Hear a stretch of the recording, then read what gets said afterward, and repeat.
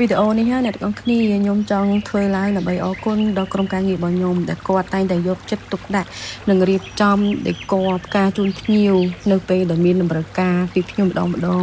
យាយទៅការធ្វើការរបស់គាត់គឺយកចិត្តទុកដាក់ខ្លាំងណាស់អ្នកទាំងអស់គ្នាដោយអ្នកទាំងអស់គ្នាបានឃើញនៅក្នុងវីដេអូនេះអញ្ចឹងគឺគាត់ធ្វើ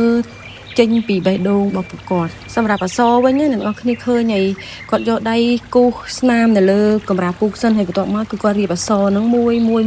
មកស្លឹកតគ្នាឲ្យចេញជាអសហើយចេញឈ្មោះភ្ញៀវក្នុងនេះគឺភ្ញៀវគាត់បានកំងដាក់ឈ្មោះគាត់ហើយនឹងភរិយារបស់គាត់ណាអ្នកទាំងអស់គ្នានិយាយទៅមិនថាតែភ្ញៀវមកស្នាក់នៅទេអ្នកទាំងអស់គ្នាសូម្បីតែក្រុមការងាររបស់ខ្ញុំហ្នឹងក៏គាត់មកធ្វើការទាំងអារម្មណ៍ស្រស់ស្រាយដែរដោយសារតែរាល់ថ្ងៃគឺគាត់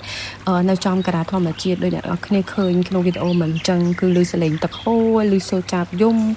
និយាយទៅគឺហុំព័ទ្ធដោយធម្មជាតិហ្មងអ្នកទាំងអស់គ្នាតិចទៀតបន្ទាប់ពីក្រុមការងារគាត់រៀបចំផ្កាហើយគាត់នឹងជួយថតឲ្យមើលថាបន្ទាប់ពីគាត់រៀបហើយហ្នឹងគឺយ៉ាងម៉េចហើយនឹងថតរូបបន្ទប់មកជុំឲ្យអ្នកទាំងអស់គ្នាមើលទៀតអញ្ចឹងអ្នកទាំងអស់គ្នាអាចមើលដេក័រនៅក្នុងបន្ទប់បានអ្នកទាំងអស់គ្នា